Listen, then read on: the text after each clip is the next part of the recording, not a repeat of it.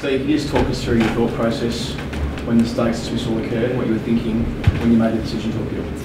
Yep, well, Wadey had a good view of it from behind the stumps. He said straight away that he thought the ball was missing Stokesy and it was going to go and hit the stumps. So he appealed and we went upstairs and the umpire gave it out. The way I saw it was he was out of his ground and he willfully put his hand out, which is the rule that I've been told, and he got given out by the third umpire. Was there ever any consideration to withdraw the appeal? No. Did either umpire or Morgan ask whether he wanted to withdraw the appeal? No. Did you ask Ben Stokes whether it was accidental or not? I didn't. From what I saw, he was trying to get back into his ground and the ball was there and he put his hand willfully out and got in the way of it. Some people, 29,000 people in the crowd here, would say it was instinctive as opposed to willful. He didn't have much time to react, did he? That's their opinion. It got taken out of my hands. It went up to the third umpire, and he deemed to see the same as what we saw. Steve, Owen says that he thinks thought he should maybe have withdrawn the appeal. Does that surprise you? Yeah, look, I think that's a little bit disappointing. The umpires are there to do a job, and when it went upstairs to Joel Wilson, the third umpire, he made the same decision as what we saw. Steve, what was at the time you and Owen seemed to demonstrate, and then after the match as well, what were you guys sort of talking about? Yep, I was just saying that he was out of his ground and he put his hand in the way of the stumps. I put it into perspective, I guess. I said it's the same as me going back for a two and turning around and putting my hand out. It just looked worse because it went back to the bowler and it all happened so quickly. But I think that's the same thing.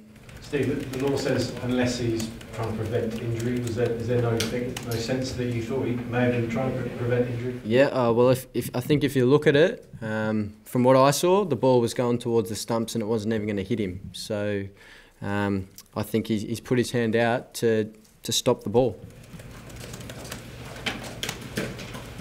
Steve, just on the David Warner situation, how big is that? You're already having to search for one new test opener with Chris Rogers gone. How big of an issue is it now with David settling down for at least the first test? I'm not 100% sure if he's out for the first test yet, but yeah, he's got a little fracture in his thumb. It was obviously disappointing to lose him in the fashion today, but I thought the guys stood up really well and got the job done. That was the most important thing at the present. And I think looking forward, it's obviously got to find someone else to potentially fill the role that he won't be able to do. You've already lost the experience of Michael Clark and also Chris as well. Does this make your job as captain, your first full time in a series, even harder in Bangladesh? I'm really looking forward to it, to be honest. I can't wait to captain Australia in Test cricket, and hopefully I'll be able to have a few senior players around to lean on. But I'm really looking forward to it. Steve, do you think you'll try and approach Owen about talk about his incident again, or have you sort of said everything you want to say about it to him? I think I've pretty much said everything, and I think he's heard me say everything. So yeah, look, we've just got to move on and hopefully continue playing the way both teams have played throughout the summer. I think we've played some really good, entertaining cricket, and hopefully we can keep doing that for the next couple of matches. Steve, just in terms of the way the crowd reacted to it, obviously it was quite prolonged pretty much the rest of the game.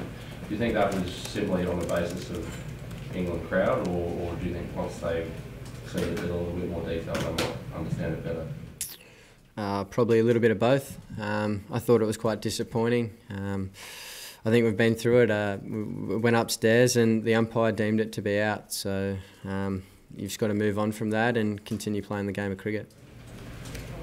So there's a replacement player that's going to be called in for Dave. Do you think it's most likely to be someone who's sort of based over here in England, or would they be flying someone out from Australia? I think Aaron Finch is our man. Aaron Finch, it's pretty straight. It's a like-for-like replacement in many ways. They're both kind of the aggressive opener types. Yeah, I'm not 100% sure if he's going to come and slot straight back into the team, but he's the one that we're going to be calling into the squad.